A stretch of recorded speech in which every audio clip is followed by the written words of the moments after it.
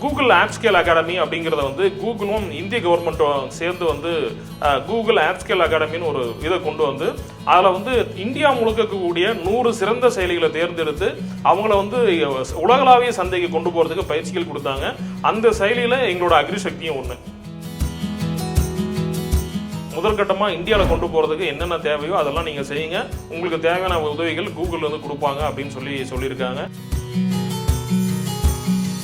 எங்களுக்கு வந்து அமேசான் நிறுவனம் வந்து எங்கள் கூட பேசிகிட்டு இருக்காங்க. இப்போ அவங்க கூட சேர்ந்து கால்நடைகளுக்கான நோய் தீர்ப்புறதை வந்து ஜஸ்ட் ஃபோட்டோஸ் எடுத்தாலே அது என்ன டிசீஸ் அப்படிங்கிறத வந்து ஐடென்டிஃபை பண்ணுறதுக்கான ஒரு என்ன அப்படின்னா வந்து நம்ம வந்து இன்னுமே டெக்னாலஜியை வந்து 10% பேர் தான் டெக்னாலஜியை பயன்படுத்துகிறாங்க விவசாயத்தில், மீதி 90% இன்னும் யாரும் பயன்படுத்தலை அப்படிங்கிறது ஒரு பெரிய பிரச்சனை குறிப்பாக இந்தியாவில். வணக்கம், என்னோட பேர் செல்வமுரளி.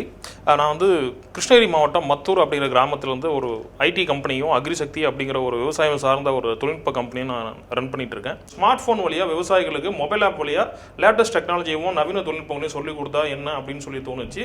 ஸோ அப்போ தான் 2013 இறுதியில் வந்து விவசாயம் இன் தமிழ் அப்படின்ற ஒரு அப்ளிகேஷன் வந்து ஆரம்பித்தோம். ஸோ ஆரம்பித்த கொஞ்ச நாள்லேயே அது வந்து நல்ல வரவேற்பு பெற்றதுனால வந்து அதுக்கான ஒரு சப்போர்ட் சிஸ்டமே நாங்கள் புதுசாக கிரியேட் பண்ண ஆரம்பித்தோம். ஏன்னா நிறைய விவசாயிகள் எங்களுக்கு கால் பண்ணி எங்களுக்கு இந்த மாதிரிலாம் ப்ராப்ளம் இருக்குது, பயிரில் வந்து நோய் தாக்கிடுச்சு அப்படிலாம் சொல்கிறப்போ நாங்கள் எக்ஸ்பர்ட்லாம் கேட்டு அவங்களுக்கு வந்து பதில் சொல்ல ஆரம்பித்தோம். ஸோ சாஃப்ட்வேர் கம்பெனி வளர அக்ரிசக்தியும் வந்து கொஞ்சம் கொஞ்சமாக வளர ஆரம்பிச்சு எங்களுக்கு சிஎம்மோட டைரக்ட் அவார்டு கிடைச்சது, தமிழ்நாடு முதல்வரின் கணினி தமிழ் விருது அப்படி கிடைச்சது. அது கிடைச்ச உடனே எங்களுக்கான பொறுப்புணர்வு வந்து ரொம்ப கூட ஆரம்பிச்சிருச்சு. ஸோ அப்போ வந்து டெக்னாலஜியை வந்து இன்னும் என்னெல்லாம் பண்ண முடியும் அப்படின்னு சொல்லி நாங்கள் இன்னும் டீப்பாக போகிறப்ப தான் நாங்கள் இன்னும் நிறைய விஷயங்கள் நாங்கள் நிறைய தெரிஞ்சுக்கிட்டோம். என்ன அப்படின்னா வந்து நம்ம வந்து இன்னுமே டெக்னாலஜியை வந்து 10% பேர் தான் டெக்னாலஜியை பயன்படுத்துகிறாங்க விவசாயத்தில், மீதி 90% இன்னும் யாரும் பயன்படுத்தலை அப்படிங்கிறது ஒரு பெரிய பிரச்சனை குறிப்பாக இந்தியாவில். அடுத்த பிரச்சனை என்னன்னா வந்து பருவநிலை. இந்த பருவநிலை மாற்றத்தால் வந்து இந்தியா மட்டும் இல்லை, உலகத்தில் இருக்கிற 90% பேர் வந்து இந்த பருவநிலை மாற்றத்தால் தான் வந்து பாதிக்கப்படுறாங்க. ஏன் அப்படின்னா இன்னைக்கு மழை பெய்யுன்னு சொல்லுவாங்க, ஆனால் எக்ஸாக்டாக வந்து எந்த இடத்துல மழை பெய்யுன்னு தெரியாது. அப்போ என்ன பண்ணுவாங்கன்னா அன்றைக்கி அந்த வேலையே வந்து மொத்தமாக ஒதுக்கி வச்சுருவாங்க, இன்னைக்கு மழை பெய்யுது அப்படின்னு சொல்லிட்டு. ஆனால் இன்னைக்கு தொழில்நுட்பத்தில் எந்த இடத்துல எவ்வளோ நேரம் மழை பெய்யும் அப்படின்னு சொல்லக்கூடிய நுட்பங்கள் இந்தியாவில் வந்து இன்னும் பரவலாக வரலை. அப்படி வந்துச்சு அப்படின்னா இங்கே வந்து ஒரு நிறைய மாற்றங்கள் நடக்கும். ஒரு சின்ன உதாரணம் மூலமாக உங்களுக்கு விளக்கணும்னா, பெண்ணேஸ்வரம் மடம் அப்படின்னு ஒரு கிராமம் இருக்குது கிருஷ்ணகிரி டிஸ்ட்ரிக்டில். அங்கே வந்து பார்த்தீங்கன்னா ஒரு பெரிய பாலத்தில் வந்து மக்கள் வந்து விளைவிச்ச பயிரெலாம் காய வைப்பாங்க. ஸோ அப்படி நான் ஒரு டைம் கிருஷ்ணகிரி போய் திருப்பி வர்றப்போ பார்த்தோம் அப்படின்னா அந்த இடத்துல வந்து போகிறப்போ வந்து மழை இல்லை. அப்போ வந்து விவசாயிகள் பயிரை காய வச்சுட்டு இருக்காங்க. நான் போயிட்டு திரும்பி வரப்போ நல்ல மழை. ஸோ அந்த மழை வந்தோடனே விவசாயிகள்லாம் வீட்டுக்கு போனவங்களால திரும்பி வந்து அந்த சரியான சமயத்தில் அதை எடுக்க முடியல. அப்போ வந்து டோட்டலாக அந்த ஒரு கிலோமீட்டர் தூரமாக இருக்கிற அந்த பாலத்தில் போட்டு வச்ச அத்தனை தானியங்களும் வீண். இந்த சிக்கல்களால் வந்து நமக்கு வந்து ஒரு வருஷத்துக்கு 1,00,000 கோடி ரூபாய் வந்து நமக்கு லாஸ் இருக்குது. ஸோ விவசாயத்துக்கு முன்னே நிறைய டெக்னாலஜி இருக்குது, அதை பற்றி நிறைய பேர் பேசுகிறாங்க. ஆனால் விவசாயத்துக்கு பின்னாடி அதை அவங்க யார் வீட்டுக்கு தேவையோ அவங்க வீட்டுக்கு கொண்டு போய் சேர்க்குற வரைக்குமான அந்த பிரச்சனைகளால் வந்து இந்தியாவில் வந்து 1,00,000 கோடி ஒரு வருஷத்துக்கு வேஸ்ட் ஆகிட்டு இருக்கு. ஸோ இதெல்லாம் ஏன் பண்ணணும் அப்படின்னா வந்து முதல்ல வந்து இதை சரி பண்ணணும் அப்படின்னா முதல்ல செய்ய வேண்டிய விஷயங்கள் வந்து பருவநிலை மாற்றத்தை முறையாக நம்ம கணிக்கணும். ஏன் விவசாயிகள் எல்லாமே வந்து விவசாயம் சரியில்லைன்னு சொல்கிறாங்கன்னா 90% ப்ராப்ளம் வந்து இந்த பருவநிலை அப்படிங்கிறது வந்து என்னோட தனிப்பட்ட கருத்தாக நான் நினைக்கிறேன். இப்போ எங்ககிட்ட வந்து மாந்தோப்பில் வந்து ஒருத்தர் வந்து பூச்சி இருக்குது, இலைக்கு பின்னாடி ஒரு சில பூச்சிகள்லாம் இருக்குன்னு எங்களுக்கு ஃபோட்டோஸ் எடுத்து அனுப்பிச்சாரு. ஸோ அப்போ அதை பார்த்துட்டு எங்கள் அக்ரிசக்தி எடிட்டோரியல் டீமில் இருக்கக்கூடிய பிஹெச்டி முடிச்ச திரு ஜெயராஜா வந்து அவர் என்ன பண்ணாருன்னா இதில் வந்து இதில் வந்து ஒரு நோய் மட்டும் இல்லை, இதில் வந்து 2-3 டிசீஸ் வந்து இருக்குது, இதை வந்து நம்ம சரியாக பண்ணணும் அப்படின்னு சொல்லிட்டு அவர் கொடுத்த வழிமுறைகள் மூலமாக அந்த செடியை வந்து அந்த நோயிலிருந்தே காப்பாற்றி அவங்க லாஸை வந்து நாங்கள் தடுத்துருக்கோம். அளவுக்கு அதிகமான உர பயன்பாடு வந்து இங்கே வந்து மண்ணை மாடாகிறதுக்கான வாய்ப்புகள் நிறையவே இருக்குது. ஸோ இந்த சூழ்நிலையில் எங்கள் டீம் வழியாக அக்ரிசக்தி குழுவினர் வழியாக நாங்கள் வந்து மண்ணை வந்து உரம் பயன்பாடை வந்து நாங்கள் வந்து குறைக்கிறதுக்கு முயற்சி செய்கிறோம். ஏன்னா வந்து ஒரு ரொம்ப அதிகமாக போடுற இடத்துல இதை எவ்வளோ அளவாக யூஸ் பண்ணணும் அப்படிங்கிறத வந்து எங்கள் டீம் வந்து வழிகாட்டுறாங்க. ஸோ அக்ரிசக்தி குழுவை பொறுத்த வரைக்கும் வந்து அதில் வந்து பிஹெச்டி படித்த விவசாயம் படித்த மாணவர்களும் அது கூட வந்து விவசாயம் படித்த பிஎஸ்சி இளங்கலை முதுகலை படித்த மாணவர்களும் எங்கள் கூட இருக்காங்க. மொத்தம் 30 பேர் கொண்ட டீம். இது மட்டும் இல்லாமல் தமிழ்நாடு அரசு லெவலில் வந்து பணியாற்றி ஓய்வு பெற்ற அதிகாரிகளும் எங்கள் கூட வந்து இணைஞ்சு அவங்களும் வந்து எங்கள் விவசாயிகளுக்கு வந்து நிறைய சப்போர்ட் கொடுத்துட்டு இருக்காங்க.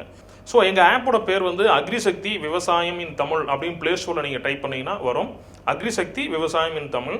ஸோ இந்த ஆப்பில் வந்து இப்போதைக்கு ரெஜிஸ்ட்ரேஷன் ஃபார்ம் இருக்கும். அந்த ரெஜிஸ்ட்ரேஷன் ஃபார்மை நீங்கள் எல்லாமே கம்ப்ளீட்டாக கொடுத்துட்டு நீங்கள் வந்து அதுக்குள்ளே 6500க்கும் மேற்பட்ட தகவல்கள் இருக்குது.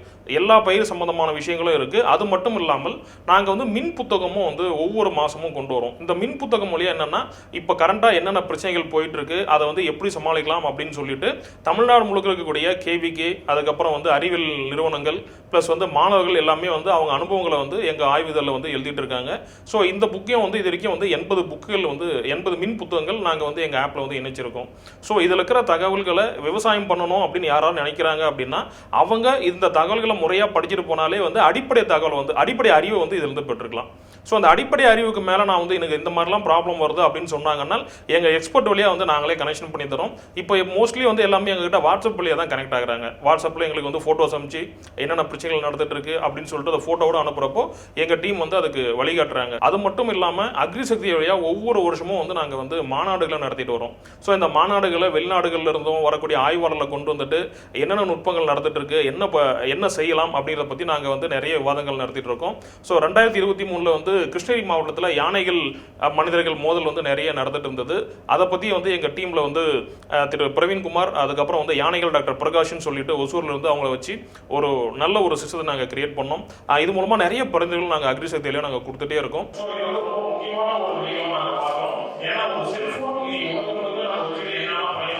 ஸோ இதில் வந்து ரொம்ப குறிப்பாக இளைஞர்களுக்கு நாங்கள் சொல்ல விரும்புகிற என்னென்னா, முதல்ல வந்து உங்கள் வீட்டு தோட்டத்தை வந்து கொண்டு வாங்க. முதல்ல உங்கள் வீடுகளில் ஒரு சின்ன தோட்டம் மாதிரி வச்சு சின்ன சின்ன கீரைகளையும் சின்ன சின்ன உற்பத்தி பண்ணி அதில் என்னென்ன நோய் தாக்குதல்கள்லாம் வருது, அதுக்கு என்ன மாதிரி பயன்படுத்தினீங்க, என்ன நோய்க்கு வந்து அதுக்கு என்ன மாதிரி விஷயங்கள்லாம் நீங்கள் செஞ்சு அதை சரி பண்ணீங்க அப்படிங்கிறத ப்ராப்பராக டாக்குமெண்டேஷன் பண்ணணும். இந்த டாக்குமெண்டேஷன் தான் நம்முடைய எதிர்காலத்தில் மிகப்பெரிய தேவை. ஏன்னா நமக்கு வந்து ஒரு ஜென்ரேஷனில் வந்து விவசாயம் எப்படி பண்ணாங்க அப்படின்ற ஒரு டாக்குமெண்டேஷன் நம்ம பண்ணாதனால தான் இன்றைக்கி எப்படி இந்த ஆர்கானிக் நஞ்சில்லா விவசாயத்தை எப்படி நம்ம முறைப்படுத்துறது நமக்கு வந்து தகவல்கள் முறையாக இல்லை. ஸோ இன்றைக்கி நம்ம செய்யக்கூடிய விஷயம் முதல் வேலை என்ன அப்படின்னா நம்ம டாக்குமெண்டேஷன் பண்ணணும். அவங்கவுங்க வீட்டுக்கு தேவையான கீரை காய்கறிகளை வந்து அவங்கவுங்க வீட்டில் வந்து வீட்டு தோட்டம் மூலமாக முதல்ல உருவாக்குங்க. அப்படி உருவாக்குனீங்க அப்படின்னாலே வந்து முதல்ல வந்து 2 விஷயங்கள் நடக்கும். என்னென்னா உங்களோட செலவுகள் குறையும், 2வது உங்களோட ஆரோக்கியம் வந்து இன்னமும் மேம்படும். ஸோ அப்படி இருக்கிறப்போ வந்து நம்ம முதல்ல செய்ய வேண்டிய விஷயங்கள், எனக்கு விவசாயத்தில் ஆர்வம் இருக்குது அப்படின்னு யாரெல்லாம் நினச்சி செய்கிறீங்களோ முதல்ல வந்து உங்கள் வீட்டு தோட்டத்தில் உங்களுக்கு தேவையான உணவுகளை காய்கறிகளை உருவாக்குனீங்க அப்படின்னா முதல் படி அங்கிருந்தே ஆரம்பிக்கலாம். ஸோ அடுத்து வந்து மெயினாக நம்ம என்ன பார்க்குறோம்னா அக்ரிகல்ச்சர் அப்படின்னு நம்ம நிறைய சொல்லிட்டு இருக்கோம். ஆனால் அக்ரிகல்ச்சருக்கும் ஹெல்த் கேருக்கும் வந்து ரெண்டுமே வெவ்வேறு கிடையாது, ரெண்டுமே ஒன்று தான்.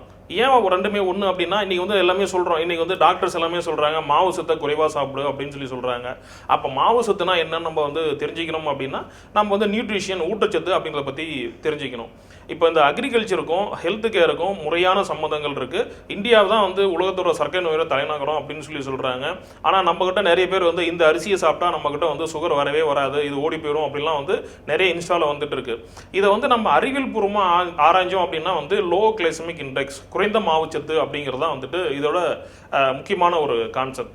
இந்த முக்கியமான விஷயம் என்ன அப்படின்னா வந்து ரத்த சர்க்கரை வந்து நம்ம உடம்புல இதை சாப்பிட்டோம்னா உடனே வேகமாக ஏறாது, கொஞ்சம் மெதுவாக ஏறும். எதெல்லாம் சாப்பிட்டா அதிகமாகுமோ அதுதான் வந்து நம்ம சர்க்கரையை வந்து ஏற்றும். ஸோ அப்போ என்ன சொல்கிறாங்கன்னா இந்த பாரம்பரிய அரிசி எல்லாமே வந்து லோ கிளைசமிக் இண்டெக்ஸ்.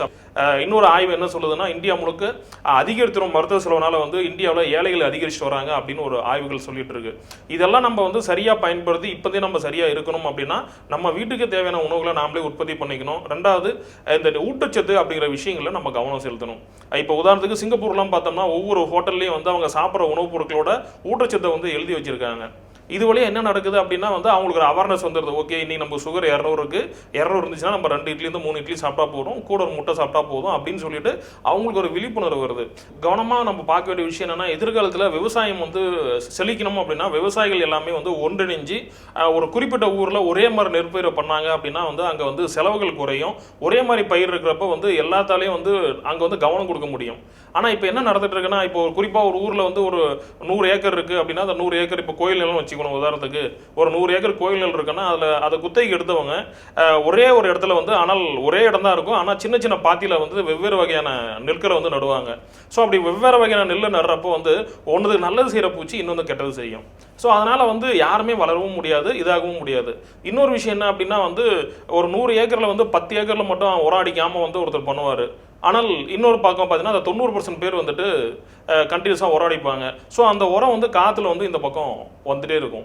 அப்போ வந்து யாருமே வளரவும் முடியாது, அவர் ஆர்கானிக் தான் சொல்லவும் முடியாது. இன்னொரு பக்கம் வந்து அது மருந்து வந்து எல்லாத்துக்கும் வந்துட்டு தான் இருக்கும்.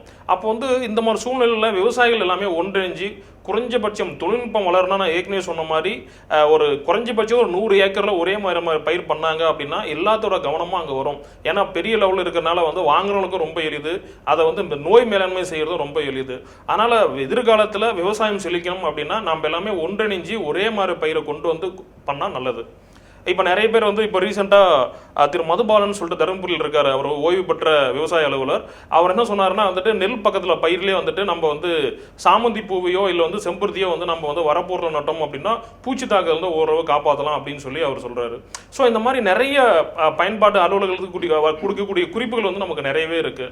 இதெல்லாம் சரியாக பயன்படுத்தி நல்ல லெவலில் செய்யணும், நல்லா கொண்டு வரணும் விவசாயத்தை அப்படின்னா விவசாயிகள் எல்லாமே ஒருங்கிணைஞ்சு கொண்டு போகிறது ரொம்பவே அவசியம். ஸோ அதே மாதிரி 2020 வந்துட்டு 2021 கூகுள் ஆப் ஸ்கேல் அகாடமி அப்படிங்கிறத வந்து கூகுளும் இந்திய கவர்மெண்ட்டும் சேர்ந்து வந்து கூகுள் ஆப் ஸ்கேல் அகாடமின்னு ஒரு இதை கொண்டு வந்து அதில் வந்து இந்தியா முழுக்க இருக்கக்கூடிய 100 சிறந்த செயலிகளை தேர்ந்தெடுத்து அவங்கள வந்து உலகளாவிய சந்தைக்கு கொண்டு போகிறதுக்கு பயிற்சிகள் கொடுத்தாங்க. அந்த செயலியில் எங்களோட அக்ரிசக்தியும் ஒன்று. அது வழியாக வந்து நாங்கள் வந்து கூகுள்லேருந்து எங்களுக்கு ஒரு 3 மாதம் ட்ரைனிங் கொடுத்தாங்க, எப்படிலாம் ஒரு ஆப்பை டெவலப் பண்ணணும், அதை வந்து பயனாளர்களுக்கு எப்படிலாம் அதை கொண்டு போய் சேர்க்க முடியும், அவங்களுக்கு ரொம்ப எளிமையாக எப்படி கொண்டு போய் சேர்க்க முடியும் அப்படிங்கிறலாம் சொல்லியிருந்தாங்க. ஸோ அதெல்லாம் பயன்படுத்தி எங்கள் ஆப் வந்து நாங்கள் வந்து இன்னமும் சிறப்பாக நாங்கள் வடிவமைச்சு அதை கொண்டு போனோம். அதோட இறுதியாக வந்து எங்களுக்கு வந்து சுந்தர் பிச்சை இந்தியா வந்தப்போ அவர் கூட வந்து பேசுறதுக்கு எனக்கு வாய்ப்பு கிடைச்சிது. அப்போ டெக்னாலஜி வந்து எந்தெந்த இடத்துல விவசாயத்தில் டெக்னாலஜி எங்கெல்லாம் வந்து நம்ம புகுத்தலாம், அதுக்கு என்ன மாதிரி டெக்னாலஜி என்ன மாதிரி உதவிகள் கூகுள் கிட்ட இருந்து வேணும் அப்படின்னு சொல்லி எங்ககிட்ட கேட்டார். ஸோ எதிர்காலத்தில் அவங்க கூட சேர்ந்து பணியாற்றக்கூடிய வாய்ப்புகள் கிடைக்கலாம்னு நாங்கள் நம்புகிறோம். நிறைய ஆய்வுகள் நாங்கள் தொடர்ச்சியாக செஞ்சுட்டு தான் இருக்கோம். எங்களுக்கு வந்து அமேசான் நிறுவனம் வந்து எங்கள் கூட பேசிகிட்டு இருக்காங்க. இப்போ அவங்க கூட சேர்ந்து கால்நடைகளுக்கான நோய் தீர்ப்புறதை வந்து ஜஸ்ட் ஃபோட்டோஸ் எடுத்தாலே அது என்ன டிசீஸ் அப்படிங்கிறத வந்து ஐடென்டிஃபை பண்ணுறதுக்கான ஒரு வழிமுறையை போன வருஷம் நாங்கள் உருவாக்கணும். அதை இன்னும் மேம்படுத்துறதுக்கு அமேசான் நிறுவனம் எங்கள் கூட இப்போ சேர்ந்துருக்காங்க. அவங்க கூட சேர்ந்து இப்போ வேலை பார்த்துட்டு இருக்கோம். அக்ரிசக்தியை பொறுத்த வரைக்கும் தொழில்நுட்பத்தில் ஏஐயோட பயன்பாடு ரொம்பவே அதிகமாக இருக்கும் நாங்கள் உறுதியாக நம்புகிறோம். அதில் நிறைய ஆய்வுகள் நடந்துட்டு இருக்கு. இப்போ முதற்கட்ட ஆய்வில் வந்து நாங்கள் வந்து கோ அப்படின்னு சொல்லி ஒரு செயலியை வந்து நாங்கள் உருவாக்கியிருக்கோம். கோ அப்படிங்கிறது என்னன்னா கால்நடைகளுக்கான நோய் தீர்க்க மேலாண்மை. இப்போ அந்த கால்நடை நோய் தீர்க்கிறத வந்து ஜஸ்ட் மாடோட முகத்தை மட்டும் நீங்கள் ஃபோட்டோஸ் எடுத்தால் அது என்ன டிசீஸ் அப்படிங்கிறத வந்து சொல்கிற மாதிரி ஏஐ வச்சு நாங்கள் ஒரு ஆப் வந்து டெவலப் பண்ணியிருக்கோம். அதை வந்து இப்போ அக்ரிசக்தி ஆப்ல நீங்கள் இணைச்சிடலாம். அக்ரிசக்தி ஆப் நீங்கள் இன்டர்னாலே போதும், அதிலே வந்து இது எல்லாமே கொண்டு வந்துட முடியும். ஸோ இந்த அக்ரிசக்தி வழியாக இப்போ வந்து ஏஐயும் உள்ளே கொண்டு வந்துட்டோம். இது மட்டும் இல்லாமல் எதிர்காலத்தில் வந்து நிறைய நுட்பங்கள், உதாரணத்துக்கு வந்து குணப்பாடம் அப்படிங்கிற ஒரு சித்த மருத்துவ நூலில் இருக்கக்கூடிய 400 மூலிகைகளையும் நாங்கள் வந்து இப்போ டீட்டெயில்ஸ் பண்ணிகிட்டு இருக்கோம். ஸோ எங்கெல்லாம் அந்த செடி இருக்கோ அதை வந்து நீங்கள் அது மேலே ஃபோட்டோஸ் எடுத்தாலே அது என்ன அது என்ன தாவரம், அதுக்கு வந்து அதோட பேர் என்ன, அது சித்த மருத்துவ பலன் என்ன அப்படிங்கிறது எல்லாமே அது சொல்லும். ஸோ அதனால் நம்ம ஊர் தாவரங்களை நாங்கள் வந்து டாக்குமெண்டேஷன் பண்ணுற வேலையை ஏஐயோட துணையோடு நாங்கள் அதை செய்துட்டு இருக்கோம். என்னன்னா வந்து இப்போ அக்ரிசக்தி மார்க்கெட் பிளேஸ்ன்னு சொல்லிட்டு ஒரு மார்க்கெட் பிளேஸை நாங்கள் வந்து உருவாக்கியிருக்கோம். இது வழியாக விவசாயிகள் எங்ககிட்ட ஆன்போர்டாகி அவங்க பொருட்களை இணையம் வழியாக வந்து எங்கள் கடைகள் மூலமாக விற்பனை செய்யலாம். இது மட்டும் இல்லாமல் தமிழ்நாடு முழுக்க நாங்கள் ஃபிசிக்கல் ஸ்டோர் ஆரம்பிச்சிருக்கோம். ஸோ ஃபிசிக்கல் ஸ்டோர் வழியாகவும் வந்து இந்த பொருட்களை விற்பனை செய்கிறதுக்கு 2 வழியாகவும், இணையம் வழியாகவும் சரி கடைகள் வழியாகவும் நேரடியாக கடைகளில் போய் பொருட்கள் வாங்க முடியும். இது வந்து ஹைப்பர் லோக்கல் மார்க்கெட் அப்படின்ற கான்செப்ட்ல அக்ரிசக்தி மார்க்கெட் பிளேஸ் அப்படிங்கிறத நாங்கள் உருவாக்கி இது வழியாக வந்து இது வரைக்கும் வந்து ஒரு 5 டன் பொருட்கள் நாங்கள் விற்பனை செய்திருக்கோம். தொடர்ச்சியாக இது வந்து இன்னும் அதிகமாக கொண்டு வரதுக்கான முயற்சிகள் ஈடுபட்டு, இது மட்டும் இல்லாமல் இந்திய அரசாங்கம் வந்து ONDC அப்படின்னு சொல்லிட்டு ஒரு காமர்ஸ் சிஸ்டம் வந்து கொண்டு வந்திருக்காங்க. இது வந்து open network for digital commerce அப்படிங்கிறது. இதுலையும் அக்ரிசக்தி வந்து ஆன்போர்ட் ஆகி இதில் வந்து விவசாயிகளை நேரடியாக கொண்டு போய் ONDCயில் சேர்க்கறதுக்கான வழிமுறைகளையும் நாங்கள் வந்து விவசாயிகளுக்கு வந்து செய்து கொடுக்குறோம். வெறும் சுடுதண்ணியும் வெறும் கீரையுமே வந்து இன்னைக்கு இது இந்தியாவில் மிகப்பெரிய மார்க்கெட். ஏன்னா எல்லாமே ஆரோக்கியத்தை நோக்கி பயணிக்க ஆரம்பிச்சுட்டாங்க. நீங்கள் கீரையை வந்து காய்கறிகளில் விற்கிறதுக்கு பதிலாக ஹாஸ்பிட்டல் வாசலில் விற்றீங்க அப்படின்னா வந்து உங்களுக்கு கீரை வந்து நிறைய சேல்ஸ் ஆகும். ஏன்னா ஹாஸ்பிட்டலில் வரவங்களுக்கு அந்த நிமிஷம் வந்து அவங்களுக்கு தோணும், ஆஹா நம்ம வந்து நம்ம உடம்ப பார்க்கணும் அப்படின்னு சொல்லிட்டு. ஸோ அந்த இடத்துல கீரை கொடுக்குறீங்க அப்படின்னா வந்து நிச்சயமாக மக்கள் வாங்கிக்குவாங்க. ஆனால் அவங்க கடைக்கு வந்து போகிறதுக்குள்ளே வந்து அவங்க மைண்ட் மாறிடும். ஸோ அதனால் சரியான இடத்துல சரியான பொருளை விற்பனை பண்ணணும் அப்படிங்கிறதா வந்து எங்களோட ஆலோசனையும் கூட. வந்து கொளுத்தவனுக்கு கொள்ளு, இளைச்சவனுக்கு எள்ளு அப்படின்னு சொல்லி சொல்லுவாங்க. ஆனால் அதுக்கு பின்னாடி என்னங்கிறது யாருக்கும் தெரியாது. கொளுத்தவனுக்கு கொள்ளு, இளைச்சவனுக்கு எள்ளு, வலுத்தவனுக்கு வாழை அப்படிங்கிறது வந்து ஒரு மலை கிராமத்தில் அந்த பாட்டி வந்து எனக்கு சொல்லி கொடுத்தாங்க. என்னன்னா அது வந்து கொளுத்தவனுக்கு கொள்ளு, இளைச்சவனுக்கு எள்ளுன்னா விவசாயத்தில் பெருசாக இருக்கானது எள்ளு வந்து ஒரு நல்ல பணப்பொருள், அதனால வந்து அவன் நல்ல பயனுள்ளதாக இருக்கும். வலுத்தவனுக்கு வாழைன்னா வாழை வந்து மலையால் படிச்சதுன்னா வந்து மொத்தமாக காணாமல் போயிடும். அதை யார் செய்யணும்னா வந்து வலுவாக இருக்கவங்க தான் அதை செய்ய முடியும். ஸோ இந்த மாதிரி பழமொழிகளில் கூட வந்து நமக்கு மிகப்பெரிய பொருளாதார தகவல்லாம் உள்ள அடங்கியிருக்கு. இது மட்டும் இல்லாமல் நமக்கு வந்து நிறைய பழமொழிகள் இதில் வந்து மருத்துவ குறிப்புகளும் சின்னதாக இருக்குது. ஸோ இந்த மாதிரி டாக்குமெண்டேஷன்லாம் வந்து நாங்கள் அதையும் செஞ்சுட்டு இருக்கோம். விவசாயம் சார்ந்த எந்த ஒரு தகவலுமே நாங்கள் எல்லாத்தையும் ப்ராப்பராக டாக்குமெண்டேஷன் பண்ணுறதுனால தான் எங்களால் வந்து இதை கொண்டு வர முடியுது. இப்போ எதிர்காலத்தில் எங்கள் அக்ரிசக்தி வழியாக நாங்கள் வந்து ஒரு கால் சென்டரே வந்து முறையாக நிர்வாகி அதை வந்து உருவாக்கி மக்களுக்கு தேவையான எல்லா சப்போர்ட்டுமே நாங்கள் கொடுக்கலாம் அப்படின்னு சொல்லி ஒரு திட்டமிட்டு இருக்கோம்.